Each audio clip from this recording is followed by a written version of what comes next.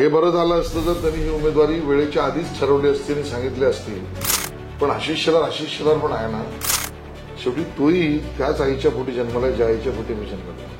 उद्धवजी ठाकरे राज्याच्या राजकारणातल्या सुसंस्कृत पार्श्वभूमीवर नव्याने निर्माण झालेला विलियन आहे.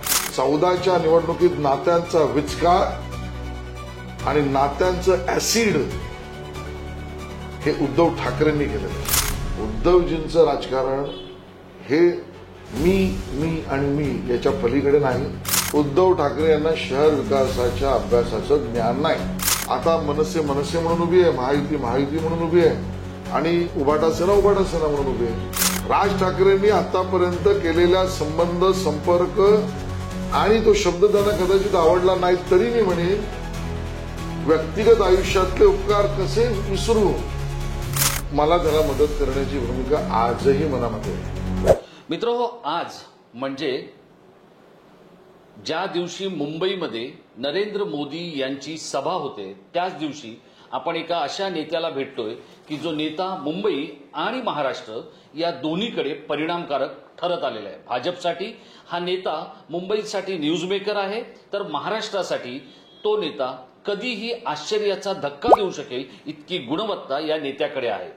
पण वेळोवेळी केलेल्या काही चुका, वेळोवेळचे मित्र, वेळोवेळचे डावपेच या सगळ्यांमुळे आशिष शेलार हे नाव भाजपसाठी आणि महाराष्ट्रासाठी एका वेगळ्या पद्धतीत घेतलं जातंय. आपण त्यांच्याबरोबर फेस टू फेस चर्चा करणार आहोत, काही बोचरे प्रश्न घेऊन तर काही न्यूज मेकिंग पॉइंट्स घेऊन.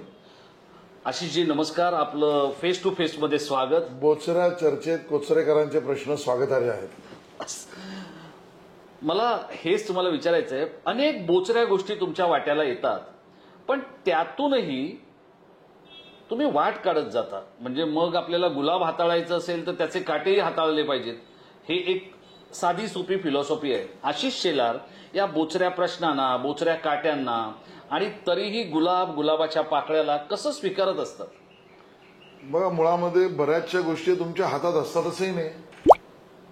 आयुष्यामध्ये ज्या वेळेला तुम्ही एका प्रवासाला निघताय, त्यातही राजकीय प्रवास असेल, तर त्या राजकीय प्रवासामध्ये समोर येऊ घातलेल्या गोष्टी या तुम्हाला दरवेळेला अगोदरच सुचतात असंही नाही, त्या लांबून दिसतात तशा असतही नाहीत, जवळ गेल्यावर तुम्हाला त्याच्यावरचा उपाय जो सुचतो तो खरा आहे असं ठरतही नाही.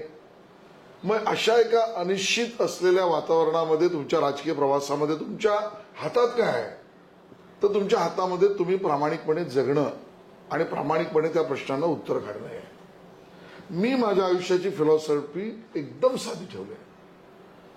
आपण प्रिएम्प्ट करू नये, व्हिज्युअलाइज करू नये, त्याच्यावरचा उतारा आपण आत्ताच समजून घेऊ नये. प्रत्यक्ष तिथे पोहोचल्यावर त्या समोरच्या विषयाशी सामना करावा आणि त्याच्यावर विजय मिळायचा प्रामाणिक प्रयत्न करावा. That's all. आज मोदीजींची सभा आहे, या सभेकडे मी येणार आहे किंवा त्या सभेबद्दल तुम्हाला काय वाटतं, मोदीजी नेमकं काय बोलतील वगैरे, हे तर प्रश्न खूप लोकांच्या डोक्यात आहेत. मोदींच्या सभेनंतर काय होणार असंही अनेकांना वाटतंय. पण माझा एक प्रश्न जो कदाचित तुम्हाला आवडणार नाही, पण आपल्या प्रेक्षकांना त्या प्रश्नाची गेल्या अनेक दिवसांपासून माझ्याशी बोलताना किंवा अनेक लोकांबरोबर चर्चा करताना मला एक उत्कंठा आणि उत्सुकता आहे, ती म्हणजे निवडणुकीचा माहोल तापलेला आहे. ही निवडणूक अनेकांसाठी खूपच महत्वाची ठरणार आहे. पण या निवडणुकीचा मुंबईतला माहोल आशिष शेलार नावाच्या माणसाने खराब केला असं माझं मत आहे. असं काही लोकांना वाटतंय. विशेषतः माहीम या मतदारसंघामध्ये तुम्ही जो सगळ्यात पहिल्यांदा बूट काढला की राज ठाकरेंच्या मुलासाठी हा मतदारसंघ सोडायला हवा होता, तिथून मुंबईतलं वातावरण तापायला लागलं, ब्रेकिंग न्यूज यायला लागल्या आणि एरवी पॅकेजमध्ये अडकणारी न्यूज किंवा निवडणूक ही ठाकरेंसाठी, सरवणकरांसाठी आणि महेश सावंतसाठी टेलिव्हिजनच्या पडद्यावर ओपन झाली. हे काय होतं? नाही बघा, याच्यामधला माझी भूमिका एकदम स्पष्ट आहे राजेशजी. महायुतीला मी हा प्रस्ताव नाही, मला पहिलं तुम्ही सांगा, ही निवडणुकीची संपूर्ण परिस्थिती आणि माहोल आशिष शेलार यांनी नाचवला का? मला वाटतं ज्याला वाटतं नाचवला त्यांनी नाचवल्यासारखा घ्यावा, ज्यांना वाटतं खराब केलं त्यांनी खराब केल्यासारखा घ्यावा, ज्यांना वाटतं एक भूमिका मांडली त्यांनी भूमिका घेतल्यासारखा घ्यावा, ज्यांना वाटतं की याच्यात आपलेपणा आहे, ओलावा आहे, त्यांनी ते घ्यावं. माझी भूमिका स्पष्ट आहे. राज ठाकरे हे माझे व्यक्तिगत मित्र आहेत, आमच्या बऱ्याच लोकांचे व्यक्तिगत मित्र आहेत. मी त्यांच्या गुणवर्णनांवर आता जात नाही, ती यादी मोठी येईल किंवा वेळही लागेल. त्यांच्या परिवारातील त्यांचा मुलगा पहिल्यांदा निवडणुकीला उभा आहे. हे बरं झालं असतं जर त्यांनी ही उमेदवारी वेळेच्या आधीच ठरवली असती आणि सांगितली असती तर अजून बरं झालं असतं. हे तुम्हाला पटतंय? हो. हे तुम्हाला पटतंय? हो. आणि आता तो त्यांचा निर्णय झाला. त्यांचा पारिवारिक असेल, अमितचा असेल, राज ठाकरेंचा असेल, शर्मिला वहिनींचा असेल, पक्षाचा असेल, कोणाचाही असेल. पण मित्र म्हणून ज्यावेळेला मला हे दिसतंय की माझ्या एका ज्येष्ठ मित्राच्या सहकार्याचा मुलगा उभा आहे आणि ज्याच्यावर माझं प्रेमही आहे व्यक्तिगत, तर एक मी हा प्रयत्न केला पाहिजे की महायुतीच्या सगळ्या पक्षांनी मिळून, कारण त्यांचेही पारिवारिक संबंध आहेत त्यांच्याशी, या अमित ठाकरेंना आपण समर्थन देऊया. फॉर्म भरायच्या आधीपासून ही भूमिका मी मांडली आहे. त्या बाबतीमध्ये नंतर काय झाला खल तुम्हाला माहिती आहे. सदात सरवणकर, महेश सावंत यांची उमेदवारी, खरं तर उद्धव ठाकरेंनीही उमेदवारी द्यायला नाही पाहिजे होती, पण आज मी ते बोलू शकत नाही. याचं कारण ज्यावेळेला महायुतीच उमेदवार देते त्या उद्धवजींना मी बोलूच शकत नाही. पण तरी उद्धवजी त्याचे काका आहेत. राज ठाकरेंनी त्यांच्या पुतण्याला मदत केली, उद्धवजींनी त्यांच्या पुतण्याला मदत करायला पाहिजे. पण अलायदा राहिला, ही चर्चा असफल झाली असं माझं मत आहे. आणि महायुती म्हणून एकत्र काही निर्णय झाला नाही. विड्रॉलची वेळ संपली. आता मनसे म्हणून उभी आहे, महायुती म्हणून उभी आहे आणि उभाटा सेना म्हणून उभी आहे. आता तो विषय संपला. तर मला एक गोष्ट तुम्हाला विचारायची आहे की तुमचे आणि राज ठाकरेंचे संबंध आहेत, तसे राज ठाकरेंचे अनेक नेत्यांशी संबंध आहेत. ते दिल्लीतले असतील किंवा देशाच्या वेगवेगळ्या भागातले असतील, पत्रकारांशी संबंध आहेत. पण हे सगळं असं होत असताना एकनाथ शिंदेंचे त्यांचे खूप जिव्हाळ्याचे संबंध आहेत. पण असं होत असताना राज ठाकरेंकडून गल्लत झाली असं आज दबक्या आवाजात राजकीय वर्तुळात बोललं जातंय. याचं कारण काय? तर याचं कारण एक सोपा मतदारसंघ होता, जो होता भांडूप हा मतदारसंघ, की जिथे खूप मोठ्या प्रमाणात कोकणी माणूस आहे, मनसेचा वोटर आहे. इथे आधी मनसेचा आमदार शिशिर शिंदेच्या रूपाने आला होता. या मतदारसंघावर राज ठाकरेंचं लक्ष होतं. बघा आशिषजी, कसं आहे की मतदारसंघ निवडणं हे एक आता खूप मोठं स्किल झालेलं आहे. कारण तुम्हाला सगळी टोपोग्राफी, सोशल इंजिनिअरिंग समजून मतदारसंघ निवडावा लागतो. राज ठाकरेंची स्वतःची पण गल्लत झाली असं तुम्हाला वाटतंय? माहीम हा मतदारसंघ 11% मुस्लिम मतदारांचा मतदारसंघ आहे. 2,26,000 तिथे एकूण मतदार आहेत. तिथे सर्वाधिक मतदार हे मराठी आहेत, उत्तर भारतीय आहेत, तिसऱ्या क्रमांकाचे. अशा मतदारसंघामध्ये राज ठाकरेंची गल्लत झाली असं एक पॉलिटिकल स्टुडंट म्हणून तुम्हाला वाटतं? मी याच्यावरचं उत्तर टाळेन. मी यासाठी टाळेन कारण मी त्यांच्याशी याच्यावर चर्चा केली. आता खरं तर त्या व्यक्तिगत चर्चा सार्वजनिक करणं बरोबर नाही. त्यांनी त्याच्यावर मैत्रीमध्ये मी त्यांना म्हटलं की अरे हे आधी ठरलं असतं तर अजून चांगलं झालं असतं. मी मगाशी म्हटलं, आत्ताही म्हणतोय. पण त्याच्यावर त्यांनी जी मला माहिती सांगितली किंवा चर्चा केली की आम्ही बोललो, त्यातनं आता तो निर्णय झालाय अशा स्वरूपाचंच, ज्याला आपण म्हणू आउटकम, समोर येते दिसतंय. पण पुन्हा माझं असं म्हणणं आहे की मुंबई आणि महाराष्ट्राच्या राजकारणामध्ये हा ओलावा आपण टिकवला पाहिजे. एकमेकाच्या विरोधात लढताना सुद्धा, म्हणजे मी उद्धवजींना योग्य केलं म्हणू का अजून योग्य त्यांनी करायचं ठेवलंय म्हणू मला माहित नाही. उद्धवजी म्हणाले मी माहीममध्ये प्रचाराची सभा घेणार नाही, हे योग्य केलंय म्हणावं. तर मग दुसरा प्रश्न माझ्या मनात येतो की मग उद्धवजी तुम्ही उमेदवार का दिलात? सढळ हस्ते मदत करा. तुम्ही तुमच्या पुतण्याला डायरेक्ट मतदान करायला आवाहन करा. हे करायचं तुम्ही का ठेवून दिलंय? आणि म्हणून एक विचित्र प्रकारचा संदेश या माहीमच्या विषयात एकमत न झाल्यामुळे झालेला आहे. नाही, माहीम हा मतदारसंघ न्यूज मेकर ठरला. बघा आता सध्या सगळ्याच मीडियामध्ये पेड पॅकेजेस, इतर सगळ्या गोष्टी, बातम्या, ॲडव्होटोरियल, हे मी तुम्हाला काही सांगण्याची गरज नाही.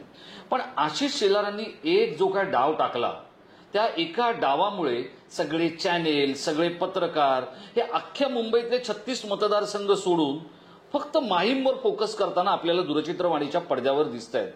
तर काल मी एक माझा स्वतःचा व्हिडिओ आहे की जो मी वापरला आणि त्या व्हिडिओमधलं एक वाक्य आहे देवेंद्र फडणवीसांचं. मला ते वाक्य खूप आवडलं आणि देवेंद्र फडणवीसांची माझ्या मनात असलेली प्रतिमा आणखी थोडी उंचावली. ते वाक्य असं आहे की जर उपकृतच करायचं असेल कोणाला तर सरळ हस्ते आणि पूर्ण हस्ते करा, अर्धवट उपकृत करू नका.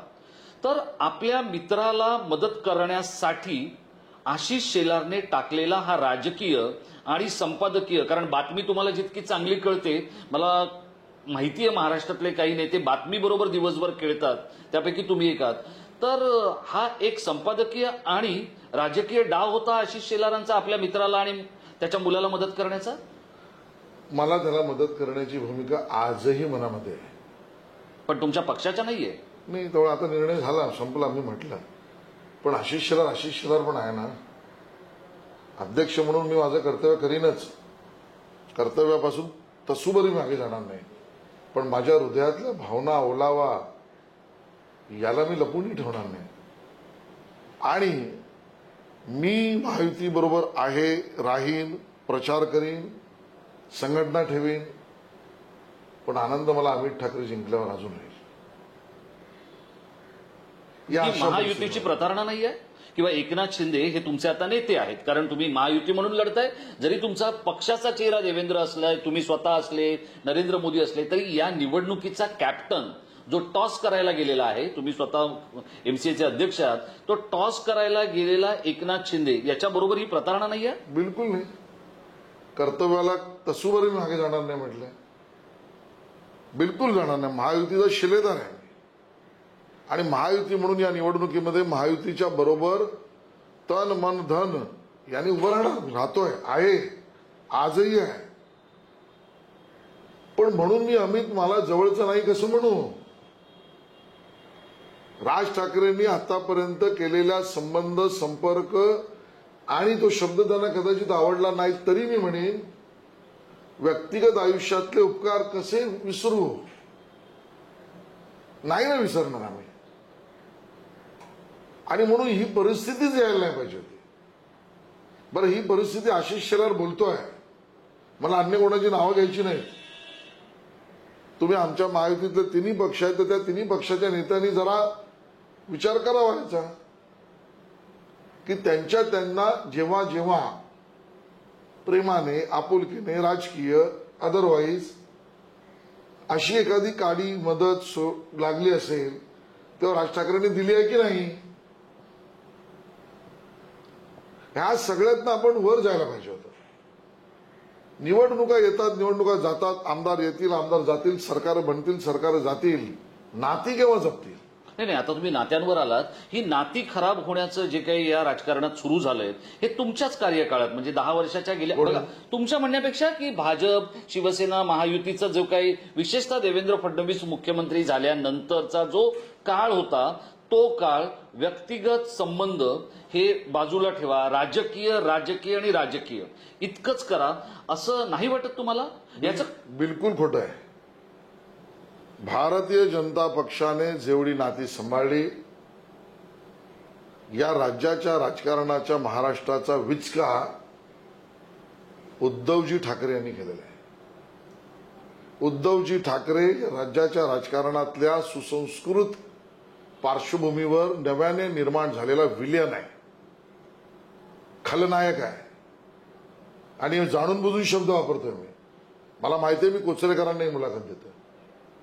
तुम्ही आठवा 2013चा तो काळ, ज्या वेळेला युतीमध्ये आम्ही बोलतो, एकत्र आम्ही चर्चा करतो, एकत्र आम्ही निर्णय करतो आणि उद्धवजींचे सुपुत्र 150+, आठवा ती घोषणा कोणाला विचारून दिली त्यांनी.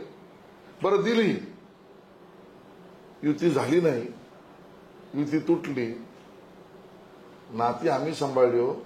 त्या अख्खा प्रचार काढा, नरेंद्र मोदींच्या पत्नीपासून वडिलांपर्यंत, अफजल खानी फौजापासून अजून काही फौजांपर्यंत, हे सगळे वार जे आहेत ना बिलो दी बेल्ट, हे उद्धवजींनी केली. उद्धवजींनी नाती जपली. आणि तेच मोदीजी आणि अमित शहानी काय म्हटलं, पहिल्या सभेत म्हटलं आणि पूर्ण रेकॉर्ड आहे, बाळासाहेब ठाकरे किंवा ठाकरे परिवार आम्ही शब्द काढणार नाही. पूर्ण निवडणुकीत शब्द काढलेले नाही. बाळासाहेबांवर तर प्रेमच होतं त्यामुळे शब्द काढण्याचा विषयच येत नाही. परिवारावर पण काढला नाही. 14च्या निवडणुकीत नात्यांचा विचका आणि नात्यांचं ऍसिड हे उद्धव ठाकरेंनी केलेलं आहे. तुम्ही उद्धव ठाकरेंकडे एक बोट दाखवताय, 4 बोटं तुमच्याकडे आणि तुमच्याकडे वळली आहेत. म्हणजे आशिष शेलार हे भाजपचे आहेत, भाजपचे मोठे नेते आहेत. तुमच्याकडे 4 बोटं वळली, त्याची कल्पना आहे का तुम्हाला? मी पुरावा मागतोय. भाजपने यातलं केलं काय? भाजपने अग्रलेख लिहिले कोणाच्या पत्नीवर? भाजपने कोणाचा बाप काढला, भाऊ काढला? काल परवाच्या सभेमध्ये सुद्धा उद्धवजी त्या कोकणात गेले आणि त्या आयसीसी चेअरमन जय शहावर बोलले. काय संबंध? उद्धवजी तुमच्या मेहरबानीने कोणी आयसीसीचा चेअरमन होतो का? आयसीसी चेअरमन म्हणजे उद्धवजी तुम्हाला माहिती आहे का? परवा मठाच्या मुलाखतीमध्ये संजय राऊत कट्टा काकाची मुलाखत महाराष्ट्र टाइम्सची, त्यांनी माझ्या पत्नीवर बोलायचा विषय काय तो? आणि म्हणून ही जी काही घाण आहे ना, या घाणीचा महामेरू हा संजय राऊत आणि उद्धवजींनी केलेला आहे. आणि राज्याच्या राजकारणाचा विचार केला आणि त्यात उजवे ठरतात ते राज ठाकरे. अन्य पक्षातील लोक आहेत. मी पवार साहेबांनाही त्या पद्धतीतलंच म्हणेन की त्यांनी त्याच्यातले राजकीय आसूड ओढले, वेगळा विषय. बघा, उद्धव ठाकरेंना 40 लोक सोडून गेले, तितकेच लोक शरद पवारांनाही सोडून गेले असं आपण समजूया. मागे पुढे थोडासा आकडा असेल, पण एकाही माणसावर तो गद्दार आहे, तो पैसे घेऊन गेला किंवा तो काय व्यक्तिगत शरद पवारांनी कोणावरही आरोप केले नाहीत. मग जर शरद पवार जे आता 60 वर्ष या देशाच्या आणि राज्याच्या राजकारणात आहेत, आपण सगळे त्यांना बघत पुढे चाललेलो, मग जे शरद पवारांना जमतं ते ठाकरेंना का जमत नाही? बाळासाहेब त्यात उत्तुंग व्यक्तिमत्व. बघा, आज हे सगळे रेफरन्स राजेशी तुम्हाला तर माहिती आहे आणि तुमच्या माध्यमातून या सगळ्या बघणाऱ्या आमच्या मंडळींना माहिती आहे की तुम्ही बॉम्ब ब्लास्ट सारख्या केसमध्ये सुद्धा असलेल्या एका आरोपीला तो योग्य अयोग्य खरा खोटा आता तो चर्चेचा मुद्दा नाही आहे. तो विरोधी पक्षातला आहे. त्याच्या मुलालाही वाचवा हे म्हणायला पण जिगर कलेजा लागतो. आणि तो नंदू साठम कलेक्टर ऑफिसला मुंबई कार्यालयात पोहोचलाय फॉर्म भरायला आणि त्याच्याकडे असलेल्या नगरसेवकांची संख्या ही भाजपच्या असलेल्या उरलेल्या नगरसेवकांपेक्षा सुद्धा जास्त आहे. तरी नाही मला मित्राला ती संधी द्यायची, फॉर्म भरायला गेलेले नंदू साठम मागे आणणं. बाळासाहेब ग्रेटच आणि उद्धवजी कदरूच. मला नारायण नको, मला गणेश नाईक नको, मला भुजबळ नको, मला सक्का भाऊ नको, सख्या भावाची बायको नको, मला चुलत भाऊ नको, चुलत भावाचा मुलगा नको. मग माझे कुटुंब माझी जबाबदारी म्हणजे काय? बरं, तुमच्या कुटुंबात आम्हाला जायची गरज नाही, तो तुमचा विषय आहे. पण ज्यावेळेला तुम्ही भाषणं करता ना की मी कुटुंब प्रमुख म्हणून हे म्हणतोय, तुमच्याच कुटुंबावर बोला ना. तुम्ही तुमच्या वडिलांच्या सुद्धा असलेल्या विलला कोर्टापर्यंत नेलं. आज हा मुद्दा नाही, पण तुम्ही ज्या जगाला ज्ञान हिंदुत्व म्हणजे माझं काय, मी कुटुंब म्हणजे काय, समाज व्यवस्था म्हणजे काय, तुम्ही कधी आज पाहिलंय का? या सगळ्या गोष्टी लोक बघत नाही असं तुम्हाला वाटतंय का? तुम्ही आज ज्या वेळेला हे प्रश्न उपस्थित करता म्हणजे त्याचा रिलेव्हन्स नाही, पण मी तुम्हाला सांगतोय की धारावीच्या पुनर्विकासाला वेगळी जागा सरकारची का दिली पाहिजे? मग तुम्ही आम्ही दिली याचा आम्हाला आनंदच आहे. मी पुन्हा सांगतो, निर्णय अयोग्य नाही. मग बाळासाहेबांच्या माझ्या वडिलांच्या करायच्या संग्रहालयाला सरकारने जागा का दिली पाहिजे, मीच करीन, ही भूमिका तुम्ही का नाही घेतली? तुम्ही बाळासाहेबांसाठी जागा दिली याचा आम्हाला आनंदच आहे, अभिमान आहे, पण तुम्ही का नाही घेतले आमचा मुद्दा आहे. आणि म्हणून उद्धवजींचं राजकारण हे मी आणि मी याच्या पलीकडे नाही. आणि म्हणून त्यांच्याबरोबर मित्रही नाही. आता त्या व्यक्तीत मला जायचं नव्हतं, आमचा जोगळेकर गेला, किरण जोगळेकर आमचाही मित्र होता. मला आज हे बोलू म्हणजे खरा विषय नको. शोकसभा पण त्याची झाली नाही. मला सांगा, मनोहर जोशी गेले. मनोहर जोशी महाराष्ट्राचे मुख्यमंत्री होते, महाराष्ट्राचे एक मोठे नेते, केंद्रात लोकसभेचे अध्यक्ष, मुंबईचे महापौर, एमसीएचे अध्यक्ष, असंख्य पदावर कामं केली. लोकसभेचे अध्यक्ष. सर्वपक्षीय सभा झाली का हो शोकसभा? मी कद्रूपणा म्हणतो ना, तो हाय. एक एवढा मोठा नेता देव, त्यांच्यावर आम्ही कामं केली, नेते होते आमचे. सर्वपक्षीय सभा नको, ही मंडळी मला शोक सभेसाठी सुद्धा नको. हा माणूस नेता कसा होईल? हा सर्वव्यापी कसा होईल? आणि म्हणून मी म्हटलं की महाराष्ट्राच्या राजकारणाचा आणि संस्कृतीचं ऍसिड केलं ते उद्धवजींनी केलं. ह्या सगळ्या गोष्टी ज्या वेळेला तुम्ही बघताय, तर आता या निवडणुकांचा प्रचार तापलेला आहे. काही मोजके मुद्दे सोडले तर संपूर्ण प्रचार हा अदानी, धारावी आणि हा मुद्दाच नाही. मी तुम्हाला सांगतो, मी धारावीच्या पुनर्विकासाच्या प्रकल्पाचा पुरस्कर्ता म्हणून गेली महिनाभर प्रेस घेतोय, भाषणं करतोय, मी लोकसत्तात लेखही लिहिलाय. काय चुकीचं आहे धारावीच्या पुनर्विकासाच्या बाबतीत? माझ्या डोक्यात राजेश कोचरेकरचा त्रास आहे, म्हणून राजेश कोचरेकर जो हा कार्यक्रम करतोय तो तकलादू होत नाही. हा माझा प्रॉब्लेम आहे. माझ्या डोक्यात राजेश कोचरेकर हा प्रश्न अडकलेला आहे. उद्धवजींच्या मनात अदानी अडकलेला आहे. कारण मला माहित नाही. काही लोक म्हणतात काय कारण आहे? काढा मोर्चा आणि घ्या खर्चा. हे खरंय? दुसरं काय? ज्या माणसाने धारावी रिडेव्हलपमेंटच्या टेंडरचे कंडिशन्स बनवले, टेंडर डॉक्युमेंट बनवले, त्या टेंडर डॉक्युमेंटमध्ये जास्तीची घरं निर्माण करायला लागली तर इन सिटू दिल्यानंतर, म्हणजे त्याच ठिकाणी पुनर्विकसित करून झाल्यानंतर सुद्धा अपात्र घरांना घरं द्यावी लागली तर दुसरी जागा देईल सरकार, हे लिहिलं. त्या दुसऱ्या जागेवर घरं निर्माण झाली तर त्यातनं जो पोटेन्शियल टीडीआर निर्माण होईल तो बाजारात विकला जाईल, हे सुद्धा लिहिलं. तो विकण्यासाठी महानगरपालिकेच्या थ्रू काम केलं पाहिजे, हे सुद्धा लिहिलं. तोच माणूस ह्याच्यावर विरोध करतोय. कोचरेकर, तुम्ही तुमच्या शोचा विरोध कसा करू शकता? तुम्ही माझा विरोध करू शकता, माझ्या म्हणण्याचा करू शकता. उद्धव ठाकरे असे महान नेते आहेत की ज्यांनी जे डॉक्युमेंट बनवलं, टेंडर डॉक्युमेंट, त्याचाच ते स्वतःच विरोध करतायत. बरं, ते जाऊ द्या. 437 स्क्वेअर किलोमीटरची मुंबई आहे.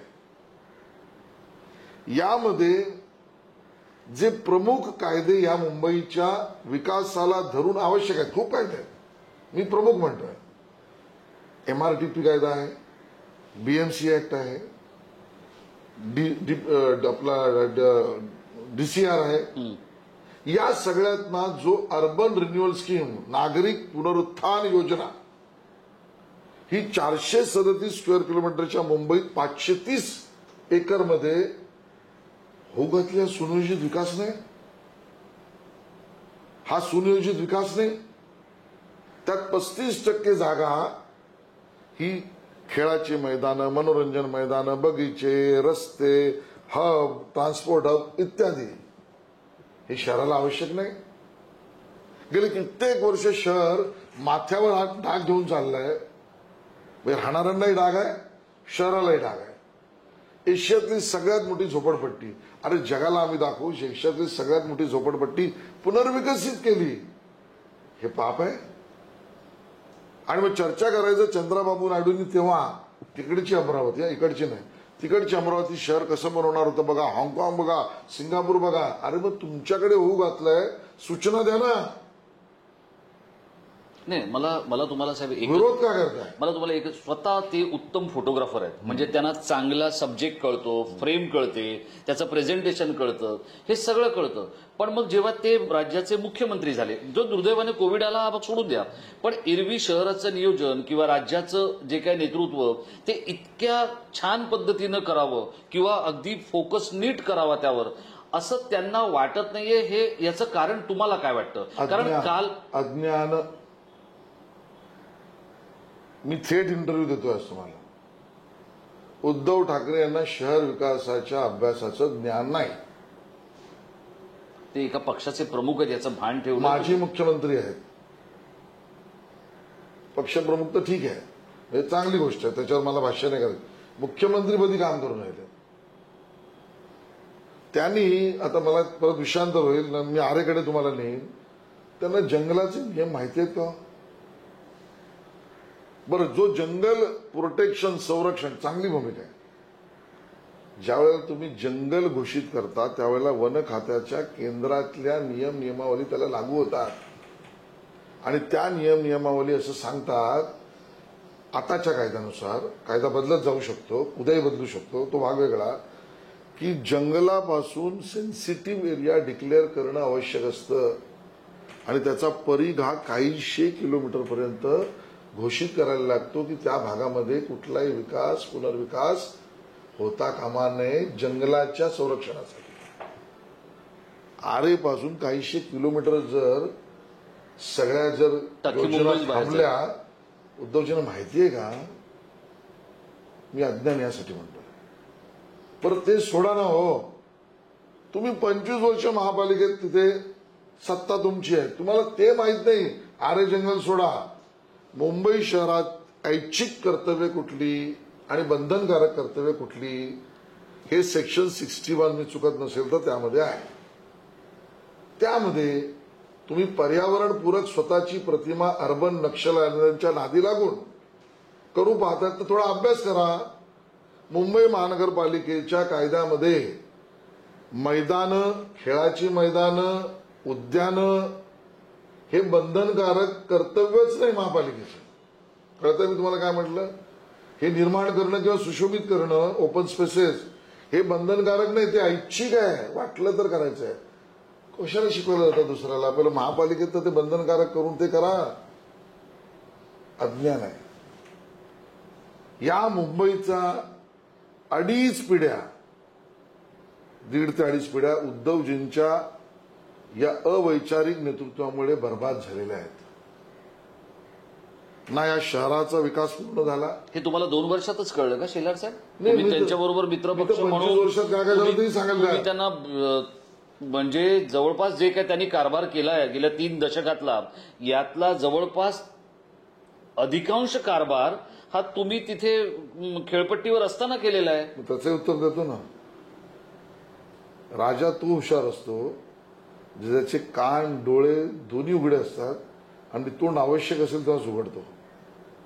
राजा तो हुशार नसतो ज्याचं तोंडच उघडत असतं आणि कान आणि डोळे बंद असतात.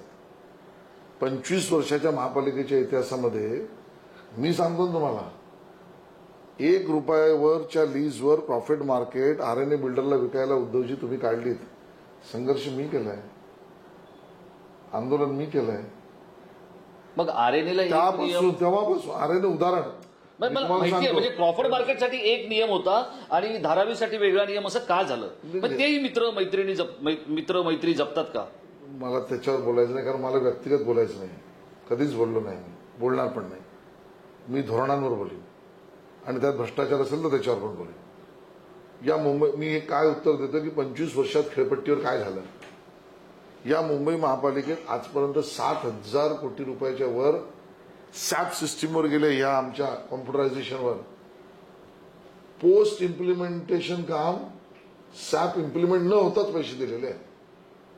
संघर्ष 2.5 वर्षाचा आम्ही उभा केला. पाणी शुद्धीकरणासाठी ॲलम तुरटी किती वापरली पाहिजे, संघर्ष भाजप गोपाळ शेट्टींनी केला. मोकळ्या भोकंडाचं श्रीखंड आमचे नरेंद्र पाठक आता पत्रकार राहिले नाही, संघर्ष मी योगेश सागर परागळवणी यांनी केला. उद्धवजींचे डोळे आणि कान बंद होते. हे सगळं आम्ही केलेलं आहे शहरासाठी. माझा मुद्दा आहे की आपण या शहरात गेल्या 25 वर्षात काय दिलं, करून दाखवलं म्हणताना प्रत्येक निवडणुकीत आलात की मुंबई वेगळी होईल, गुजरातीकरण होत आहे, व्यवसाय जात आहेत, मुंबईचं अस्तित्व संपतंय. अस्तित्व कोणी संपवू शकत नाही आणि अस्तित्व कोणी संपवायला उभा राहिला आशिष शेलार भाजपच्या विरोधात उभा राहील. तुम्हाला दाखवण्यासारखी कामं नसल्यावर तुम्ही अस्तित्व आणि संवेदनशील मुद्द्यांची भीती निर्माण करता. नाही, तुम्ही हे काही जरी म्हणालात तरी मुंबईकरांची सहानुभूती, मुंबईकरांचं प्रेम हे आजही उद्धव ठाकरेंना आहे. मला खात्री परिमाण आहे सांगा. की येणाऱ्या काळात परिमाण लोकसभेच्या निवडणुका हे साहेब त्याचं सगळ्यात मोठं बघा, दलित आणि मुस्लिमांनी एक मिनिट आपण त्याच्यावर येऊया.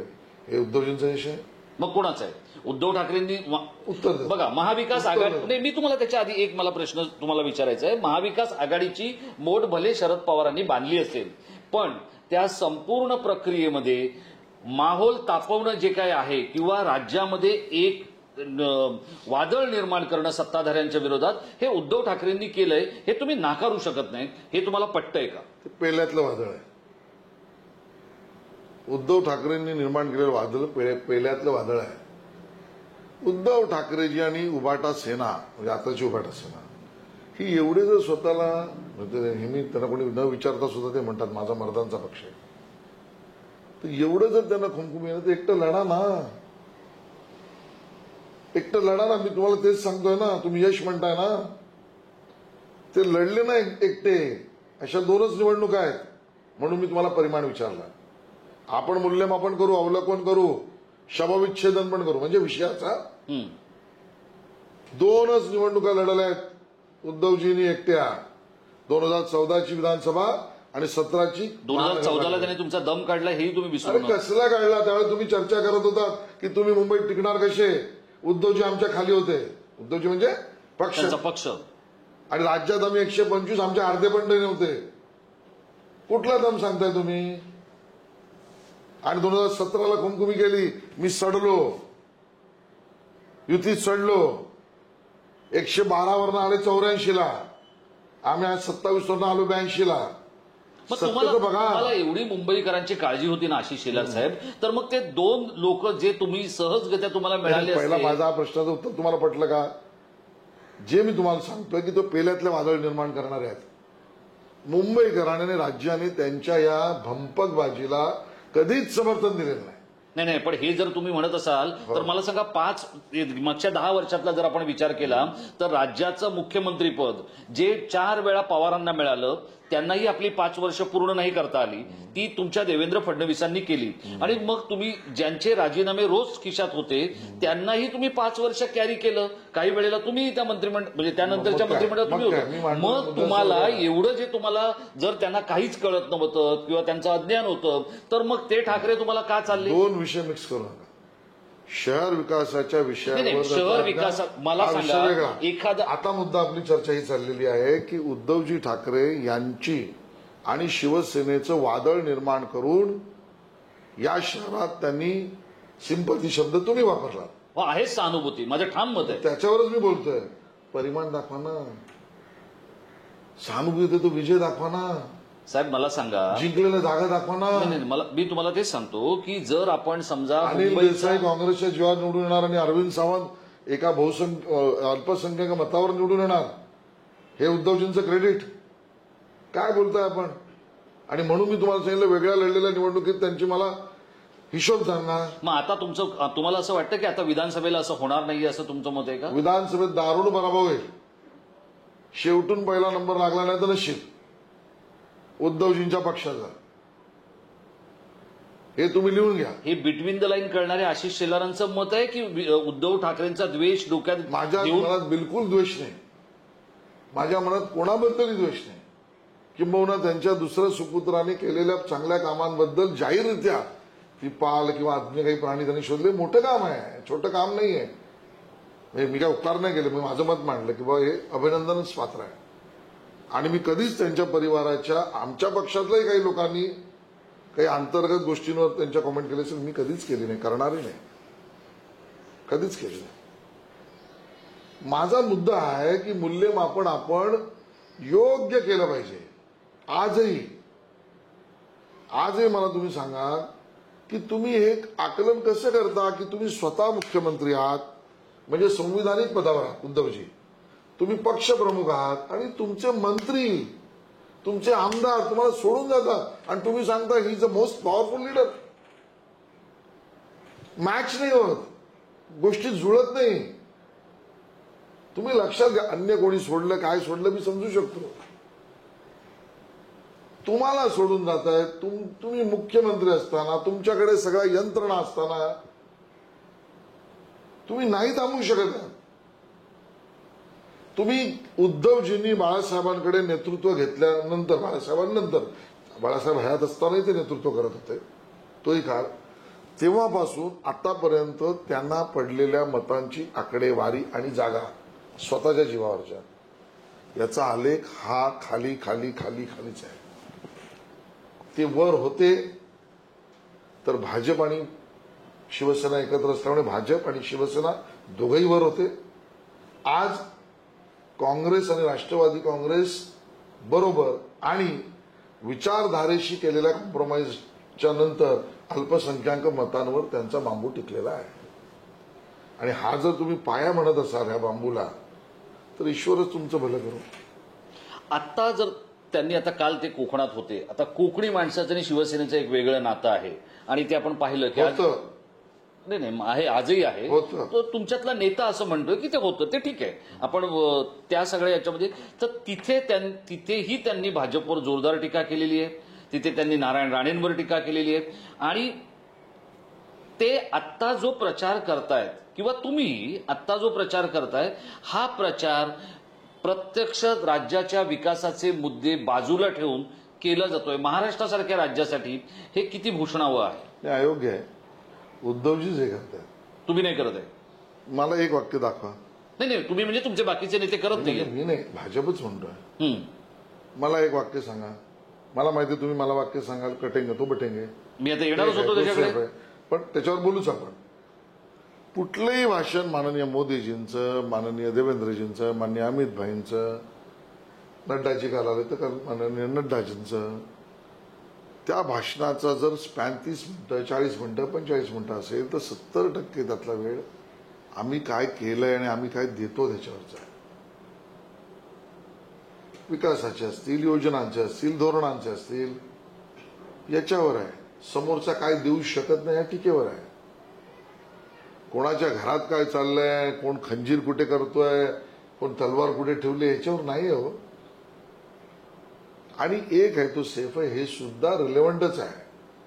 याचं कारण ज्यावेळेला राहुल गांधी आणि शहरी नक्षलवादी हे म्हणतील की आम्ही जातीनिहाय जनगणना करण्याचे पुरस्कर्ते आहोत, आम्ही त्याचे विरोधक नाही आहोत, पण त्याचा हेतू ज्यावेळेला लक्षात येतो की एक ओबीसी म्हणून आम्ही एकत्र आहोत, तर साडीला किती मिळालं, माळीला किती मिळालं, कोळीला किती मिळालं, हे जनगणनेच्या आधारावर त्याला दाखवून द्यायचं आणि मग त्यांच्यात वितुष्ट निर्माण करायचं. मग उत्तर आहे की एक आहे तो सेफ आहे, तुम्ही एकत्र ओबीसी. एससी म्हणून आमचा समाज एकत्र असेल तर जाती गणना करून मग त्यांच्या डोक्यात हे भरवायचं की नवबौद्धांना किती मिळालं, महाराला किती मिळालं, चर्मकाराला किती मिळालं, तुला आजपर्यंत इतकं नाही मिळालं, हे वितुष्ट त्यांच्या डोक्यात घालायचं. हे एससी म्हणून एकत्र राहण्याच्या भूमिकेला विरोधात आहे. एक आहे तो सेफ आहे, त्यासाठी आहे. ही आमची भूमिका आहे आणि ती आम्ही मांडतो. यात चूक आहे. पण या सगळ्या भूमिकेचा तुम्हाला आता बघा, आजपर्यंत जर तुमचं राजकीय यश पाहिलं तर ते कधी राज ठाकरेंच्या मदतीमुळे, कधी राज ठाकरेंनी उमेदवार न दिल्यामुळे असं मिळत. म्हणजे तुमचे विरोधक असं खाजगीत बोलतात, काही मुद्दे लक्षात आणून देतात. म्हणजे आता जेव्हा पण तुम्हाला इथे तुम्ही निवडणूक लढलात, राज ठाकरेंनी मनसेचा उमेदवार दिलेला नाहीये. बांद्राचं म्हणतो. हा, मी बांद्रेचं म्हणतो. म्हणजे मी तुमचं व्यक्तिगत, म्हणजे जर आता कटेंगे ते बटेंगेवाला जो मुद्दा आहे, किंवा राज ठाकरे म्हणतात की मशिदींवरचे भोंगे उतरवले पाहिजेत, तर ज्या वेळेला तुमच्यासारखा नेता वांद्र्यासारख्या इतक्या बहुरंगी मतदारसंघामध्ये निवडणूक लढतोय, तर पक्षाच्या या धोरणामुळे असे काही उमेदवार तुमच्या अडचणीत येऊ शकतात किंवा आलेत. बघा, पक्षाचं धोरण हे सर्वतोपरी असं मानणाऱ्यातलं मी तरी आहे. त्याचे फायदे होतील, तोटे होतील, हा तो प्रासंगिक भाग आहे. पण पक्ष एक भूमिका घेऊन चाललाय, तो पक्षाची भूमिका लोकांपर्यंत नेणे आवश्यक आहे. नाही, ही पक्षाची भूमिका झाला तो भाग एक आहे. पण आता पहिल्यांदा आशिष शेलारांसमोर असलेला उमेदवार म्हणजे असीम जकेरिया आणि आशिष शेलार यांच्यामधली ही 2A मधली जी लढाई आहे, ही काटेकी टक्कर होईल असं अनेक सर्व्हेमध्ये दिसतंय किंवा अनेक बातम्यांमधून दिसतंय, चर्चांमधून दिसतंय. काय आशिष शेलार आता चक्रव्यूहात अडकले गेलेले? मला वाटतं 23 तारखेचा निकाल स्पष्ट करेल. मी आज तुमच्यासमोर मोकळेपणाने चर्चा करतोय, माझा चेहरा तुम्हाला दिसतोय, माझ्या चेहऱ्यावरचा हास्य नाही हा तर दिसतोय. प्रत्येक मोठ्या राजकारण्याचा आणि एक अभिनय गुण जो आहे आणि त्याच्यावरच तर राजकीय सगळी याच्यामध्ये मला असं वाटतं की हा मतदारसंघ हा बघा आता हे माझं एक परिवार झालेला आहे मतदारसंघ मुळामध्ये. नाही ते सगळं आपण जाऊ दे. आपला मला फक्त तुम्हाला एक वांद्र्यातला- विचारायचं, प्रिया दत्तला आशिष शेलार जास्त घाबरले होते की आसिफ झकेरी यांना जास्त माइंडमध्ये ठेवून तुम्ही चालले? उलटा प्रश्न विचारायला पाहिजे. त्या येणार होत्या त्या का नाही आल्या? बरं त्या येणार आल्या नाही समजा, तर मग त्यांचा फोर्स घेऊन त्या दुसऱ्या उमेदवारावर का फिरतायत? असं होतंय? माहिती घ्या, माहिती घ्या. माझं काही म्हणणं नाही. शेवटी निवडणूक आहेत, कोणी कोणाचं काम करावं, किती फोर्सने करावं हा ज्याचा त्याचा प्रश्न आहे. मी माझं काम आणि माझे संबंध याच्यावर जनतेसमोर आहे. अगदी तुम्ही नेमका शब्द छेडलेला आहे. मी माझे काम आणि माझे संबंध याच्यावर मी चाललेलो आहे. आणि तुमचे संबंध याला मी अवतरण चिन्हात टाकतो. मग ते क्रिकेटच्या वर्तुळापासून ते राजकारणापर्यंत आणि उद्योग जगतापासून ते अगदी प्रशासनापर्यंत तुमच्या संबंधांबद्दल मला नीट माहिती आहे. 23 तारखेच्या निकालानंतर आशिष शेलार कुठे असणार आहे याचं कारण मी तुम्हाला सांगतो. आज ज्या वेळेला मराठा चेहरा म्हणून तुमच्याकडे पाहिलं जात आहे, आज एका मोठ्या वर्तमानपत्रामध्ये विनोद तावडेंची एक मुलाखत आलेली आहे आणि ते असं म्हणालेले आहेत की मुख्यमंत्री म्हणून वेगळा चेहराही असू शकतो. देवेंद्र फडणवीस, एकनाथ शिंदे, विनोद तावडे, आशिष शेलार, उद्धव ठाकरे, बाळासाहेब थोरात, जयंत पाटील यांच्यापैकी महाराष्ट्राचा मुख्यमंत्री कोण असेल असं तुम्हाला वाटतं? महायुतीचा मुख्यमंत्री होईल. एकनाथ शिंदेजींची शिवसेना, भाजप, अजितदादांची राष्ट्रवादी आणि आरपीआय या 4 पक्षाचे नेते अमित शहाजींनी सांगितल्याप्रमाणे उद्धव ठाकरे नाही होणार. या सगळ्यात आपले त्यांचे तेवढे नंबर येणारच नाहीत आणि त्यामुळे महायुतीचा मुख्यमंत्री होईल याच्याबद्दल माझ्या मनात शंका नाही. राहता विषय माझा तेही स्पष्ट करतो. यानंतर पक्षाने माझा कुठल्या पदासाठी विचार करावा अशी माझी मागणीच नाही, किंबहुना माझी मागणी आहे की विचार करू नये. हे नैराश्य आहे? नैराश्य नाही. केलं काम, खूप चांगलं काम करतोय मी, ह्याच्या पुढेही चांगलं काम करेन. पण मला शासकीय, निमशासकीय किंवा अन्य हे माझं मत आहे. पक्षाने माझा विचार करू नये. मी संघटनेचं काम करेन. नाही, असं तुमच्या पक्षात आता ही नवीन स्टाईल डेव्हलप झाली आहे का? मी संघटनेचं काम करेन म्हटलं की मग एक पद मिळतं, एक काही गोष्ट मिळते. ते देऊ नका, त्याचे तो विचार करू नका. मी कार्यकर्ता म्हणून काम करेन, अमेंड करतो. सरकारी दरबारी विचार करू नका, पक्षात विचार करू नका. मी कार्यकर्ता म्हणून काम कर्मठतेने करेन, आमदार म्हणून काम करेन. मुंबईच्या भाजपमधली जी त्रिमूर्ती आहे, विनोद तावडे, आशिष शेलार आणि पराग अळवणी, तर पराग अळवणी यांना आपण थोडंसं बाजूला ठेवू. ते आता निवडणूक लढतायत, ते जिंकतील किंवा त्यांच्या विरोधात समोरचा उमेदवार काय आहे, त्यांना तिकीट मिळणार नव्हतं असं काही म्हटलं जात होतं. तर ते आता तो सगळा विषय मागे पडला. 100% जिंकतील ते. हां, तर या त्रिमूर्तीपैकी 23 तारखेनंतर हेवीवेट कोण असेल? बघा, मुळामध्ये मी कार्यकर्ताच आहे आणि माझी अपेक्षाच नाही आहे, किंबहुना मी स्वतःहून म्हणतोय. खरं ते म्हणण्याची वेळ पण नाही आहे. मला बांद्रातल्या लोकांची सेवा करायची, मी ते करेन. मला पक्षाचं कर्मठतेने काम करायचं ते मी करेन. मला अजून काही जे प्रयोग व्यक्तिगत आयुष्यातल्या विकासाचे करायचे ते करेन. विनोद तावडे राष्ट्रीय महामंत्री आहेत, ते आमचे नेते आहेत. पराग अळवणी मला सुद्धा सिनियर आहेत आणि ते सुद्धा 3 टर्म आमदार आहेत. मी त्या दोघांना शुभेच्छा देईन. मग शुभेच्छा देवेंद्र फडणवीसांसाठी राहिल्या आहेत. देवेंद्रजी तर नेते आहेतच ना, त्यांच्याशी तुलना कुठे आहे? तुम्ही या तिघांमधलं विचारलं म्हणून गेल्या 5 वर्षामध्ये 3 मुख्यमंत्री महाराष्ट्राने पाहिले, बरोबर आहे? या 3 मुख्यमंत्र्यांपैकी पुन्हा संधी कोणाला मिळताना दिसते? देवेंद्र फडणवीस यांच्या नावावर एक तर विक्रम आहेच की सलग 5 वर्ष मुख्यमंत्रीपदी राहणं आणि तो अत्यंत डंके के चोट पे कारभार चालवणं. यासाठी तर त्यांना म्हणजे कोण त्यांचा विरोधक असो किंवा समर्थक असो त्याला मान्य केलंच पाहिजे. ते तिथे पवारांना जमलं नाही, ते त्यांना जमलं. देवेंद्र फडणवीस, उद्धव ठाकरे आणि एकनाथ शिंदे कोण असेल महाराष्ट्राचा मुख्यमंत्री? नाही, ते महायुती हे फार म्हणजे ते बघा, नाटकी वागणं, बोगस वागणं, खोटं वागणं हे अजून आशिष शेलार करत नाहीयेत. म्हणजे सुदैवाने राजकारणात असूनही मी सांगतो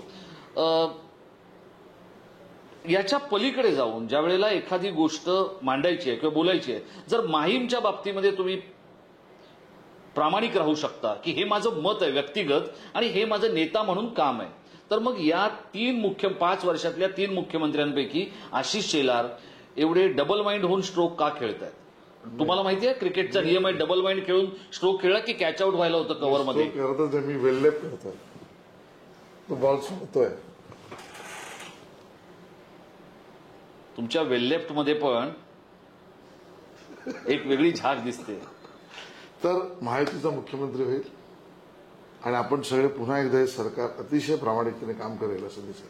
बघा, परिवारवाद या सगळ्या गोष्टींबद्दल बोललं जात होतं. आता खूप लोकांना म्हणजे ज्या दिवशी उमेदवारांची यादी आली त्या दिवशी अनेकांच्या डोक्याला भोंगा लागला की एका ठिकाणी नितेश राणे आणि निलेश राणेंना तिकीट मिळत नाही, निलेश राणेंना दुसऱ्या पक्षात जावं लागतं, एकनाथ शिंदेकडे मिन्नतवाऱ्या राणेंना कराव्या लागतात आणि त्यानंतर ते पक्षात येतात.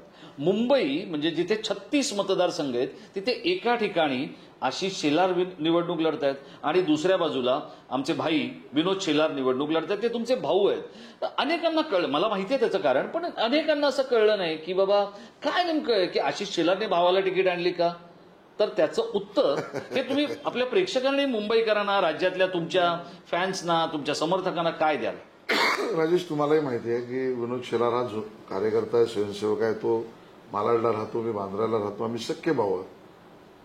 पण खरं तर झालाच असेल तर त्या बिचारावर माझ्यामुळे अन्यायच झाला असेल असं वाटतं ना तुम्हाला? हो, 100%. कारण कसं आहे बघा, कारण सगळी स्क्रीन तुम्ही व्यापून टाकता, जिकडे तुम्ही जाता ते सगळं तुम्ही व्यापता, ही तुमची एक आता बघा, जो दैवी योग आहे तो दैवी योग आहे.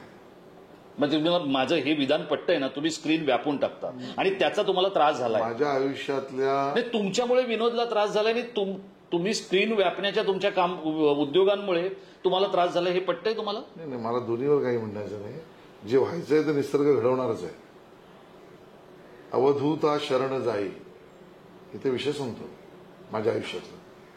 चिंता करू नको काही, रक्षित असे गुरुसाई, विषय सांगतो माझ्या आयुष्यातला. विनोद शेलार याचा भाऊ म्हणून माझ्या आयुष्यातलं स्थान हे परमोच्च आहे.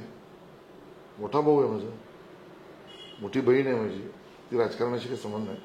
पण त्याला आजपर्यंत तिकीट म्हणजे तो नगरसेवक होता, तो चेअरमन होता, त्याला विधानसभा अपेक्षित होती, त्याला मिळाली नाही, तो काम करत राहिला. आज त्याला पक्षाने स्वतःहून तिकीट, जी काही निकष त्या निकषाच्या आधारावर दिलाय, यात माझं काहीही त्याला तिकीट देण्यामध्ये रोल नाही. अध्यक्ष म्हणून जे काही काम आहे ते आहे. आणि म्हणून तो जिंकण्यासाठी प्रयत्न करण्यामध्ये सुद्धा तुम्ही बघाल, जेवढ्या मुंबईतल्या मतदारसंघात जातो तेवढंच मी तिकडे जातोय. मी ठाण म्हणून बसलोय किंवा अजून काही केलं असं नाही. तो एक क्षमतावान आहे. शेवटी तोही त्याच आईच्या पोटी जन्मला ज्या आईच्या पोटी मी जन्मलोय, आणि ती रग आमच्या दोघांमध्येही आहे. तो जिंकावी अशी अपेक्षा आहे, जिंकेल. गेल्या 5 वर्षाचा आपण जर विचार केला तर गेल्या 5 वर्षामध्ये आशिष शेलारांकडून झालेली राजकीय चूक कोणती? खूप आहेत. एक काय सांगू, हे पटतंय? हो, मी देव नाही आहे आणि कोणीच देव नाही आहे त्या फॉर दॅट मॅटर. आणि त्यामुळे माणूस आहे, भावनाप्रधान माणूस आहे, आणि त्यामुळे चुका झाल्या ना. पण त्याचा विचार मी करतो एवढं नक्की सांग, म्हणजे मागे पाहतो. आणि म्हणून कदाचित माझ्या तोंडून आत्ता जे वाक्य तुमच्यासमोर आलं किंवा मी बोललो की यापुढे तिथेही विचार करायचा नसेल तर करू नये पक्षाने. यात निराशा नाही, नैराश्य, तुम्ही नैराश्य शब्द वापरला नाही, राग नाही, रुसवा नाही, फुगवा नाही. दिलंय खूप. 8x7च्या खोलीत राहणारा आशिष शेलार, ज्यात तुम्ही म्हणालात की ह्यांच्याशी संपर्क त्यांच्याशी संपर्क, या इथपर्यंत सद्गुरू कृपेने आला. पक्षाने आणलं, संघाने आणलं, विचारधारेने आणलं, मंत्री झाला. आज मरेल त्यावेळेला तिरंगाच सलामी मिळणारच आहे माजी मंत्री म्हणून. आमच्या शेलार कुटुंबातल्या आणि आमच्या पूर्ण गावातल्या किंवा आमच्या पंचक्रोशीत कोणाला मिळणार आहे? म्हणजे मी अहंकारापोटी बोलत नाही, मी आपली कोकणी भाषेतला एक हा मुद्दा मानतोय. सद्गुरूंनी एवढं दिलं, आता विचारधारेला देशाला पूर्ण द्यायचं, एवढंच कमिटमेंट आहे. चुका झाल्या, या चुका पुढच्या 5 वर्षात सुधारतील असं वाटतंय की एकूणच जो राजकीय रेटा आणि एकूणच जी काय सगळी परिस्थिती आहे ती पाहता सुधरतच जगतोय मी, सुधरतच जगतो आणि तसा प्रयत्न करीन. प्रयत्नपूर्वक सुधारण्याचाही प्रयत्न माझा राहील. तुमचे अमित शहाशी असलेले प्रेमाचे संबंध किंवा सौहार्दाचे संबंध हे नेहमी चर्चेत राहतात. त्या संबंधांनी किंवा बीसीसीआय मध्ये तुम्ही जे काही जयशान बरोबर वावरताय त्यातून महाराष्ट्राच्या राजकारणात तुम्हाला फटका बसला आणि तिथे काही किलोमीटर तुमची गाडी स्लो करावी लागली असं वाटतंय? नाही, मला इथं अपेक्षित पण नव्हतं. मी बीसीसीआय मध्ये मी अपेक्षाही केली नव्हती, माझा मुद्दाही नव्हता, माझ्या मागणीचा तर प्रश्नच नाही. हे अनपेक्षितपणे मला अमित भाईंना धन्यवाद द्यायला लागतील, जय भाईंना धन्यवाद द्यायला लागतील. मी माझा एमसीएचा माझा गट, माझी निवडणूक, माझं राजकारण.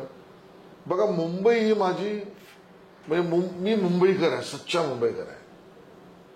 आणि त्यामुळे मुंबई म्हणून जे विषय आहेत ना, मग गणेशोत्सव असेल तर माझा गणपती, मी गणपतीत नाचतो. मी बॉक्स क्रिकेट खेळतो. मी आता ISPL सुरू केली, स्ट्रीट प्रीमियर लीग. गल्ली क्रिकेटला स्टेडियमपर्यंत नेण्याचं स्वप्न जे आम्ही सुरू केलं. मी फुटबॉल क्रिकेट असोसिएशनचा अध्यक्ष होतो. मी मुंबई क्रिकेट, मुंबई बुलियन आणलं, मुंबई बँकेसाठी प्रवीण दरेकर. मी मुंबई या विषयातला जो विषय आहे ना, मुंबईत संगीताचे कार्यक्रम करणं असो, मुंबईतला लेखक असो, मुंबईतला साहित्यिक असो, म्हणजे कोकण साहित्य संमेलन मुंबईत घडवण्याचा प्रयत्न केला. आत्ता सुद्धा हे साहित्य संमेलन जे दिल्लीला जात आहे त्यासाठी मुंबई नॅशनल लायब्ररीचा उपाध्यक्ष म्हणून आम्ही सगळ्यांनी त्याच्यावर विनंती अर्ज केला होता की मुंबईत करूया. आणि त्यामुळे मुंबई म्हणून जे आहे ना, त्या मुंबईच्या सगळ्या विषयाशी मी असा पक्का जोडला गेलेला आहे. आणि म्हणून त्या सगळ्यात मी रममाण होतो. मला आवडतं, मला त्यातच काम करायला आवडतं. आणि म्हणून मला असं वाटतं की याच्यातल्या आनंदाने जगायचं. आता तुम्हाला हे सांगायला आवडेल मला, आत्ता निवडणुकांनंतर पहिला माझा प्रोजेक्ट माझ्या डोक्यामध्ये आहे ते म्हणजे मालवणी नाटक घेऊन यायचं. काम सुरू झालंय. गंगाराम गवाणकरां साहेबांबरोबर काम सुरू झालं. आवड आहे. 2 सिनेमे काढले मराठी, चालले नाहीत. आवड आहे. हे लालबत्ती खाली किंवा मंत्रिपदाच्या खुर्चीवर शांतपणे तुम्हाला बसू दिलं जात नाहीये, त्यामुळे सुचणाऱ्या ह्या इतर गोष्टी वाटतायत की मला वाटत असेल तर वाटो. माझी ती आवड आहे. हे तर ही संपदा वाचायला पाहिजे, बसलं पाहिजे, नवनवीन समजून घेतलं पाहिजे. आवड आहे. माझा शेवटचा प्रश्न, 2 मुख्यमंत्री जे एक दुसऱ्याला आता पाण्यात पाहतायत म्हणा किंवा एक दुसऱ्याचे प्रतिस्पर्धी म्हणून वावरताना दिसत आहेत. एक आहेत देवेंद्र गंगाधर फडणवीस आणि दुसरे आहेत उद्धव बाळ ठाकरे. कोणत्या मुख्यमंत्र्याबरोबर व्यक्तिगत पातळीवर आणि राजकीय पातळीवर आशिष शेलार या राजकीय तरुणाचं किंवा कार्यकर्त्याचे सूत सूर संबंध जुळू शकतात आणि महाराष्ट्र प्रगतीपथाकडे जाऊ शकतो असं वाटतं? देवेंद्र फडणवीस. का? विषय हुशार आहे.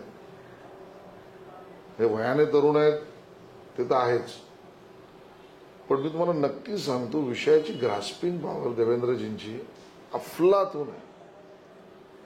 एखाद्या विषयाचं विच्छेदन करण्यासाठी खाट खाट खाट खाट सुचणं हे स्किल आहे त्यांच्याकडे.